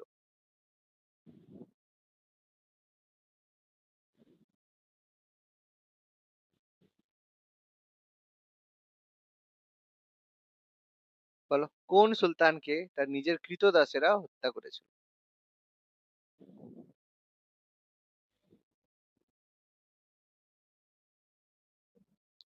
তাহলে অ্যান্সার হবে কি, মোবারক শাহ। একটু আগে বললাম তো, কুতুবুদ্দিন যে মোবারক শাহ, তাকে হত্যা কে করেছিল? মোবারক শাহকে কে হত্যা করে? খসরু খুসরো শাহ। খান। খসরু শাহ। খসরু খসরু শাহ তার কে ছিল? সে তো তার দাস ছিল, স্লেভ ছিল, এবং তার সাথে সাথে সেনাপতি ছিল। কারণ খসরু শাহ হিন্দু ছিল, তাকে মানে দাস হিসেবে কিনে মুসলিম করা হয়। তাহলে দাস সেনাপতি ছিল, তাহলে কোন সুলতান হবে? মোবারক শাহ হবে। খসরু খান তাকে মেরেছিল। কোন সুলতান গুজরাট জয় করে? আলাউদ্দিন খিলজি। আলাউদ্দিন খিলজি। আলাউদ্দিন খিলজি। আলাউদ্দিন খিলজি গুজরাট জয় করেন 1299। Very good. সেনাপতি ছিল কে? উলুগ খাঁ আর হচ্ছে নুসরাত খান। নুসরাত খান ছিল। গবাদি পশুর উপরে কোন কর প্রবর্তন করে? এই দুই চারটে একটু আলাদা যাক, চলো দেখি হোক। চাকা জাকাত। চাকা চড়াই। আচ্ছা, কি হবে? আচ্ছা, ঘড়ি। তাহলে এখানে অ্যান্সার কি হবে? সব উত্তর বলে দাও একদিক থেকে, কোনটা হয় দেখি। তাহলে আলাউদ্দিন, চড়াইটা মনে হচ্ছে না। হ্যাঁ, তাহলে এখানে অ্যান্সার হবে চড়াই। এই যে চড়াই, চড়াই বলতে চড়াই কর, মানে যে গবাদি পশুকে যে বিভিন্ন জায়গায় চড়ানো হয়, চড়ানোর জন্য ট্যাক্স দিতে হবে, সেটাকে চড়াই কর বলা হয়। ঠিক আছে? আর এই যে ঘড়ি যে কর ছিল, এটা বেসিক্যালি ঘরের ওপরে কর হতো। ঘরের ওপর ট্যাক্স হতো, যে ঘর আছে ঘরের ওপরে ট্যাক্স কি ঘড়ি, জিএইচএ আর ঘড়ি বলা হতো। জাকাত বলা হতো, যেটা ধর্মীয় কর। ঠিক আছে, একদম রিলিজিয়াস কর, ধর্মীয় কর হচ্ছে জাকাত। আর জিজিয়া, যেটা অমুসলিমদের উপরে নেওয়া হতো, অমুসলিম জিজিয়া কর ছিল। তাহলে পরের প্রশ্নটা সেটাই আছে, যে কি আলাউদ্দিন খলজি মুসলিমদের অমুসলিমদের কাছ থেকে কোন কর আদায় করতেন? জিজিয়া। জিজিয়া। কিন্তু এটা কিন্তু প্রকৃত অর্থে সেরকম ভাবে এটা কিন্তু কন্ট্রোভার্সিয়াল একটা ব্যাপার, আগেই উত্তর বলছি। কারণ জিজিয়া কর এখানে বলা হচ্ছে, কিন্তু বেশিরভাগ সোর্স কিন্তু এটাকে অস্বীকার করছে, বেশিরভাগ জায়গায়। কারণ জিজিয়া করের প্রকৃত প্রথম যে যিনি জিজিয়া কর ইন্ট্রোডিউস করেন, সেটা কিন্তু অফিসিয়ালি যেটাকে বলা হয় সেটা হচ্ছে ফিরোজ শাহ তুগলক। ঠিক আছে? পরীক্ষায় থাকলে অবশ্যই উত্তর দেবে, কোনো অসুবিধা নেই। ঠিক আছে? অসুবিধা নেই। কিন্তু জিজিয়া করের অনেক জায়গায় মেনশন করা হয়, কিন্তু অ্যাকচুয়ালি সেই ধর্মীয় কর হিসেবে কিন্তু হতো না। যেমন জিজিয়া করের এর আগেও এক্সপ্লেনেশন বা আমরা উল্লেখ পাই, সেটা কোথায়? যখন সিন্ধু প্রদেশে আমরা পড়েছিলাম, যে আমাদের মোহাম্মদ বিন কাসেম অ্যাটাক করেছিলেন, সেখানেও তিনি অহিন্দুদের উপরে জিজিয়া কর কিন্তু ইন্ট্রোডিউস করতেন। কিন্তু সেগুলোকে প্রকৃতভাবে জিজিয়ার ইন দা ফর্ম অফ, মানে লার্জ স্কেল লেভেলে কিন্তু হতো না। কারণ এটাকে ফিরোজ শাহ তুগলকের সময় এটা লার্জ স্কেল লেভেলে হতো। তো খিলজির সময় এটাকে অনেকটা কন্ট্রোভার্সিয়াল হয়। ঠিক আছে, কন্ট্রোভার্সিয়াল এটা বলা হয়ে থাকে। মালিক কাফুর কোন অঞ্চলটি জয় করেন? দেবগিরি। দেবগিরি। এটা জয় করেনি বলছে তো। Malabar. Malabar coast, very good. Sorry sir. তাহলে অ্যান্সার হবে মালাবার কোস্ট। মালাবার কোস্টে কারা ছিল বলেছিলাম? পান্ড রাজবংশ, মনে পড়ে?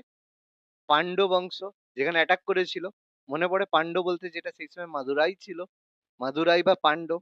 ঠিক আছে, সেই জায়গা বলেছিলাম, সেই জায়গা হচ্ছে দখল করতে তিনি পারেননি। কিন্তু দেবগিরি তো দ্বিতীয়বার আক্রমণ করে দখল করলো। ওয়ারেঙ্গেলে কাকতীয় বংশ, মাদুরাই সবই দখল করেছিল, কিন্তু মালাবার বা পান্ড রাজ্য দখল করতে পারেননি। আলাউদ্দিন খলজি কিসের জন্য পৃথক বাজার তৈরি করেছিলেন?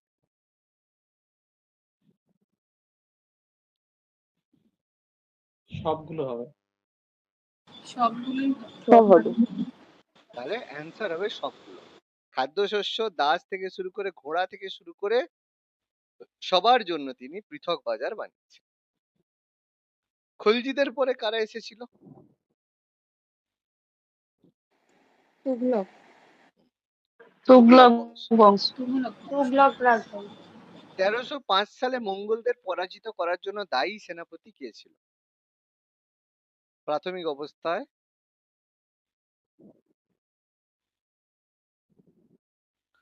1305-এ মঙ্গলদের পরাজিত করার জন্য কে দায়ী ছিল, বা কে মঙ্গলদের পরাজিত করেছিলেন? সেনাপতি তখন কে ছিল? 1305। নুসরাত খান কি হতে পারে স্যার? নুসরাত খান হতে পারে না। অ্যান্সার হবে, এটা পারবে না, এটা এত ডিটেলসে বলিনি, এটা হবে মালিক নায়েক। ঠিক আছে, চাকর খান। না, এটা হবে মালিক নায়েক। মালিক নায়েক হচ্ছে 1305-এ একটা যুদ্ধ হয়েছিল যেটাকে ব্যাটেল অফ আমরোহা বলা হয়ে থাকে। ঠিক আছে, আমি এতটা ডিটেলসে পড়াইনি কারণ মঙ্গল গুলো পড়বে না। ঠিক আছে, তবু আমি একটু বলে দিচ্ছি যেহেতু প্রশ্ন আছে। ব্যাটেল অফ আমরোহা একটা যুদ্ধ হয়েছিল যেখানে এই মালিক নায়েক কি করে, মঙ্গলদের যে নেতা ছিল তার নাম ছিল চাগতাই খান। ঠিক আছে, তার নাম ছিল চাগতাই খান। তার বিরুদ্ধে আন্দোলনের নেতৃত্ব দিয়ে তাদেরকে পরাজিত করেছিল। ঠিক আছে, খাজা আচ্ছা, কুতুবুদ্দিনের আলাউদ্দিনের কৃতিত্বের প্রশংসা করে আচ্ছা, খাজাইন উল ফুতুহু কে লিখেছেন? এই বইটার রাইটার কে? খাজাহান উল ফুতুহু। আমির খসরু। আমির খসরু। হ্যাঁ, এই বইটার রাইটার হচ্ছে আমির খুসরু। প্যারট অফ ইন্ডিয়া, আমি ভারতের তোতা পাখি। কোন খলজি শাসক সম্ভ্রান্তের উপরে কঠোর প্রবিধান প্রবর্তন করেছিলেন? হেভি স্ট্রিক্ট ছিলেন। তিনি হচ্ছেন আলাউদ্দিন খলজি। আলাউদ্দিন খলজি। দিল্লি সালতানাত বলো, মুঘল বলো, সবার মধ্যে সব থেকে বেশি কোনো কেউ অনেস্ট সুলতান হয়ে থাকে, যে যার সময় কোনো মানে কেউ কাউকে ঘুষ দেওয়া, নো ব্রাইব। ঠিক আছে, কেউ যদি ঘুষের কথা বলে তাকে সেখানেই মৃত্যুদণ্ড। ঠিক আছে, কোনো রকমের ঘুষ চলবে না, নো ব্রাইব। ঠিক আছে, আলাউদ্দিন খলজির সময়। আর সবচেয়ে বেশি ব্রাইব কে নিয়েছিল বা কার সময় সবচেয়ে বেশি ঘুষ? সে হচ্ছে সে হচ্ছে আমাদের হচ্ছে ওই ফিরোজ শাহ তুগলক। ঠিক আছে, ওই জন্য ফিরোজ শাহ তুগলক সুলতানি যুগের আকবর। দেখবে যে খুব বাজে হবে তাকেই বলা হবে সেই কত ভালো ছিল, এভাবেই ইতিহাস লেখা হয়েছে। ঠিক আছে, আর যে অনেস্ট হবে তাকে তো পাগলা বলা হবে, এ বলা হবে, সে বলা হবে, কোনো অসুবিধা নেই। আলাউদ্দিন খলজি কেন বিশাল স্থায়ী সেনাবাহিনী রেখেছিলেন? মঙ্গলের আক্রমণ মঙ্গল আক্রমণ মঙ্গল প্রতিহত করার আক্রমণ জন্য। প্রতিহত করার জন্য। এটা বেসিক্যালি কারণ ছিল মঙ্গল আক্রমণ প্রতিহত করার জন্য, কারণ তার সময় বহুবার মঙ্গল আক্রমণ হয়েছিল। মঙ্গল আক্রমণ প্রতিহত করার জন্য তিনি শ্রীনগরেরও ফাউন্ডেশন করেছিলেন, অর্থাৎ তার বিশাল সেনাবাহিনীর প্রয়োজন ছিল মঙ্গল আক্রমণকে প্রতিহত করার জন্য। আচ্ছা, এই যে কোথায় সিরি, কোন সুলতান সিরি ফোর্ট নির্মাণ করেন? বলেই দিলাম এক্ষুনি, আলাউদ্দিন খলজি। আলাউদ্দিন খিলজি। তাহলে আলাউদ্দিন খিলজি সিরি ফোর্ট তৈরি করেছিলেন। ঠিক আছে, যে মঙ্গল আক্রমণ প্রতিহত করার জন্য। মঙ্গল আক্রমণ প্রতিহত করার জন্য তিনি 1303 সিরিতে নতুন দুর্গ তৈরি করেছেন, যেটা সিরি ফোর্ট নির্মাণ করেন। কে দাগের ঘোড়ার জন্য দাগ ব্র্যান্ডিং চালু করেন, যেটাকে দাগ বলা হয়? আলাউদ্দিন খলজি। পড়েছি, দাগ হচ্ছে এরা। আলাউদ্দিন খলজি। আচ্ছা, পরে একই প্রশ্ন এসে গেছে। সিরি শহর প্রতিষ্ঠা করেন আলাউদ্দিন খিলজি। আলাউদ্দিন। আলাউদ্দিন। আচ্ছা, আলাউদ্দিন খলজি কর্তৃক জারি করা জওয়াবিত কি ছিল? জওয়াবিত কি জিনিস ছিল? দেখি পারো নাকি দেখি। জওয়াবিত অ্যাকচুয়ালি কি জিনিস ছিল? এটা পারবে না?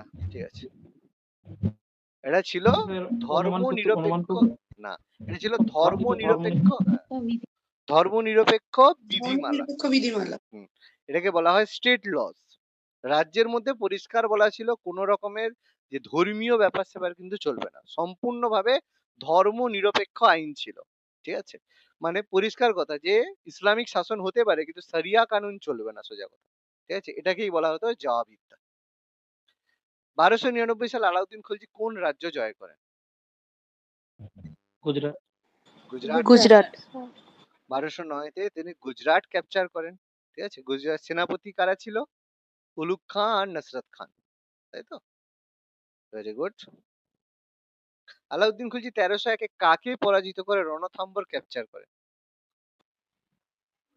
হামজির দেব আম্বির দেব। আম্বির দেব। হ্যাঁ, হামির দেবকে পরাজিত করে রণথম্বর জয় করেন, যিনি অ্যাকচুয়ালি চৌহান বংশের শাসক ছিলেন। বলেছিলাম চৌহান বংশীয় শাসক ছিলেন।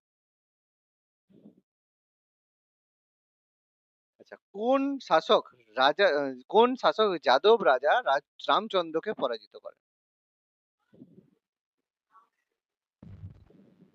আলাউদ্দিন খলজি। আলাউদ্দিন আলাউদ্দিন খিলজি। খিলজি। তাহলে অবশ্যই আলাউদ্দিন খলজি যাদব রাজা রামচন্দ্রকে পরাজিত করেন। কোথাকার শাসক ছিল রামচন্দ্র? যাদব রাজা বলতে কোথাকার শাসক? দেবগিরি। দেবগিরি। দেবগিরি। ঠিক আছে, দেবগিরি যখন অভিযান করেন সেখানে। Very good. স্থায়ী অশ্বারোহী বাহিনী প্রবর্তনকারী প্রথম সুলতান কে ছিলেন?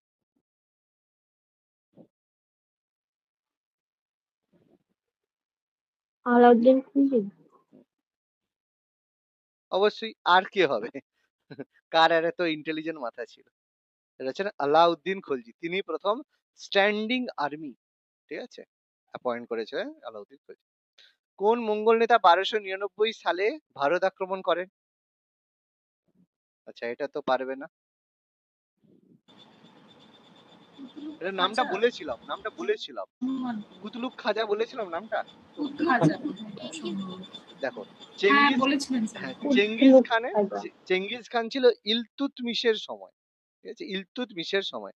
আর এই কুলজুক সাহা এর ছিল আমাদের হচ্ছে খিলজির সময়, আলাউদ্দিন খিলজির সময়। তৈমুরলাং যখন ছিল, তৈমুরলুং এসেছিল কিন্তু তোমার হচ্ছে তুগলকদের একদম শেষে, তুগলকদের সময় তৈমুরলাং এসেছিল।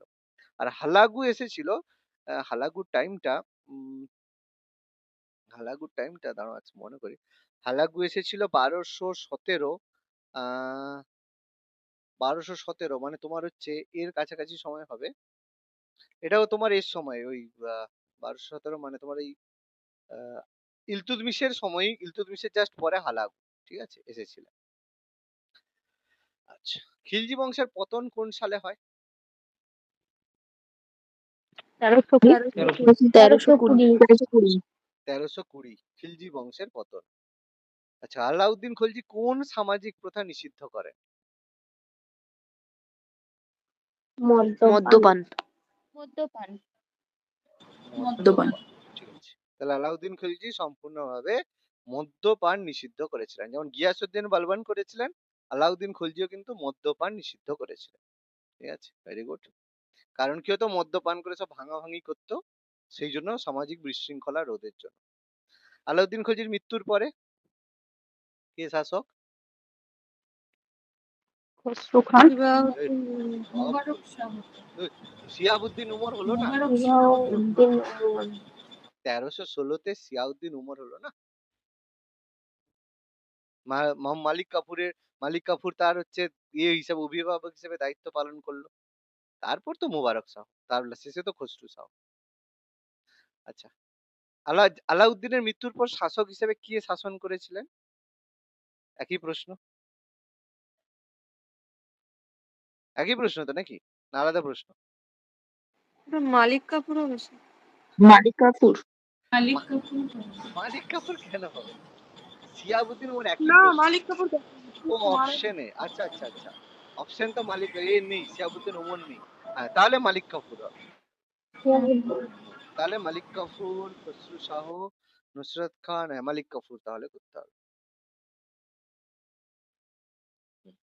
হ্যাঁ, এইভাবে যদি অপশন দেয় তখন কিছু করার নেই, তখন আমাদের মালিক কাফুরই করতে হবে। মৃত্যুর পরে এটা বললে তখন আমাদের মালিক কাফুরই করতে হবে, মানে এখানে তোমার অপশন অন্য কিছু নেই, অন্য কিছু করা যাবে না এখানে। আচ্ছা, এটা এখানে কি এসে গেল হঠাৎ করে? খিলজি বংশের কোন শাসক বিলুপ্ত অনেক কর পুনঃস্থাপন করেছিলেন? উত্তর এখানে দেওয়া আছে, তাই তো? মোবারক শাহ। ঠিক আছে, আর দুটো করাবো, বাকিগুলো ঘরের জন্য দেবো। কোন সুলতান হাউসি আলাই নির্মাণ করেছিলেন? আলাউদ্দিন খলজি। তাহলে হাউজি আলাই তৈরি করেছিল আলাউদ্দিন খিলজি, যেটা হাউজ খাস নামে পরিচিত। হুম, আলাউদ্দিন খিলজি। চিতোর বিজয় কোন রানীর সাথে সম্পর্কিত? পদ্মাবতী। পদ্মাবতী। পদ্মাবতী। পদ্মাবতী। পদ্মাবতী, যেটা মালিক মোহাম্মদ জায়সির গল্প। আচ্ছা, ভালো কথা। আলাউদ্দিনের রাজস্ব নীতির লক্ষ্য কি ছিল? রাষ্ট্রীয় আয় বৃদ্ধি করা। রাষ্ট্রীয় আয় বৃদ্ধি করা, যাতে সরকারের আয় বাড়ে, সেটাই ছিল প্রধান উদ্দেশ্য। আচ্ছা, কতগুলো আছে? এর বেশি নেই, 51টা আছে। এটা শেষ করে দিস, সেটা হোমওয়ার্ক দেবো। খসরু খান নিহত হলে খলজি বংশের অবসান ঘটে, কে ঘটায়? খসরু খান মারা গেলে গিয়াসউদ্দিন তুগলক। গিয়াসউদ্দিন তুগলক বলেছিল। গিয়াসউদ্দিন তুগলক। গিয়াসউদ্দিন তুগলক। ব্যাটল অফ তিলপথের যুদ্ধ, সেখান থেকে খলজি বংশের। আচ্ছা, শাসনকালে কোন বাজার বস্ত্রের মূল্য নিয়ন্ত্রণ করত?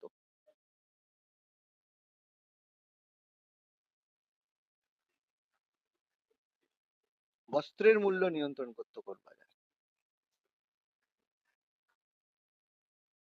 তার জন্য ছিল কাপড়ের বাজার।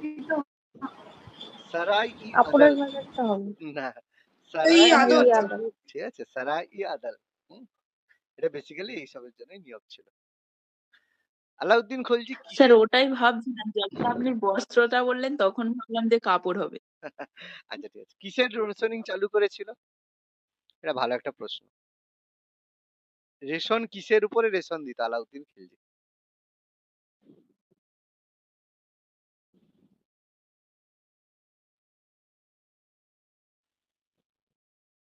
প্রশ্নটা কিন্তু খুব ভালো প্রশ্ন একটা আছে।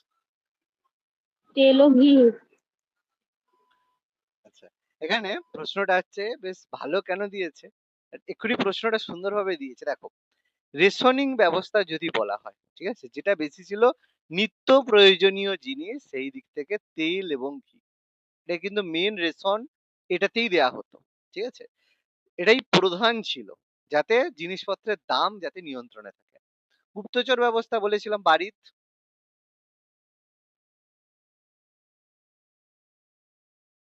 কোন সুলতান? বলবন।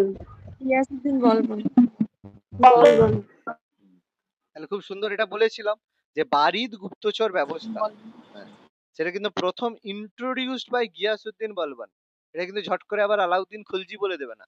আলাউদ্দিন খলজির সময়ও কিন্তু বারিদ ছিল, কিন্তু যদি বলা হয় ফাউন্ডেশন চালু করেছিল, সেটা কিন্তু গিয়াসউদ্দিন বলবন।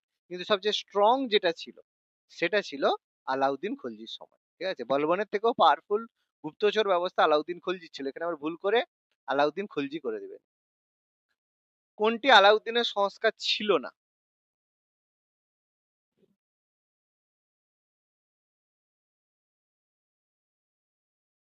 জিজিয়া কর জিজিয়া বিলোপ। কর। জিজিয়া কর বিলোপ। জিজিয়া কর বিলোপ। জিজিয়া কর বিলোপ। বাকি ছিল দাগ ছিল, বাজার নিয়ন্ত্রণ, রাজস্ব সংস্কার, সব ছিল। তারিখি ফিরোজ শাহী কে লিখেন?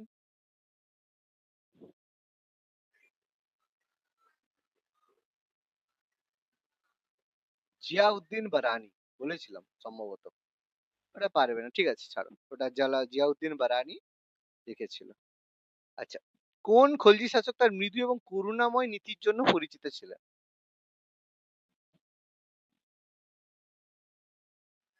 আলাউদ্দিন খলজি। আলাউদ্দিন নয়, জালালউদ্দিন। জালালউদ্দিন খুব ভালো। জালালউদ্দিন খলজি। আচ্ছা আচ্ছা। জালালউদ্দিনকে বলা হতো তিনি খুব উদার এবং মানবিক শাসন তিনি করতেন। ঠিক আছে, মঙ্গল আক্রমণ তীব্র হাতে প্রতিহত করেছিল, কিন্তু শাসক হিসেবে খুব ভালো ছিলেন। ঠিক আছে, রক্তবাদীর নীতিতে তার বিশ্বাস ছিল। ওয়ারেঙ্গেল অভিযানের নেতৃত্ব কে দিয়েছিল?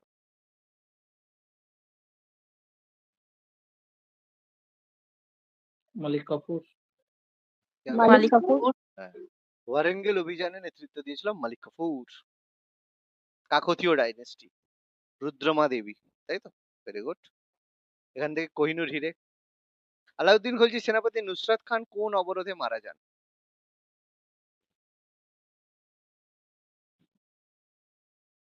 বলেছিলাম, ভুলে গেছো হালকা করে, নোটসে ছিল। রণথম্বর রণথম্বর। রণথম্বর ফোর্ট 1301 রণথম্বর। সেখানে নুসরাত খান মারা যান পাথরের আঘাতে। কোন খলজি শাসক মালিক কাফুরের সাহায্যে সিংহাসন গ্রহণ করেন? সিবাউদ্দিন ওমর। শিহাবুদ্দিন ওমর। সিবাউদ্দিন ওমর। তাহলে সিয়াবুদ্দিন ওমরের সাহায্যে মালিক কাফুরের সাহায্যে তিনি করেন। আর লাস্ট অফ অল আলাউদ্দিন দক্ষিণ ভারতের প্রধান কারণ কি ছিল?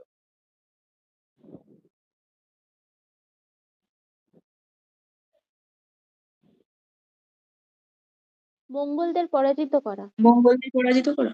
না বাবা, পরাজিত কর। এই তো ভারত। দক্ষিণ ভারতে মঙ্গল কোথা থেকে আসবে? দেখো আমি একটু বুঝিয়ে দিচ্ছি, এইটাই ব্যাপার।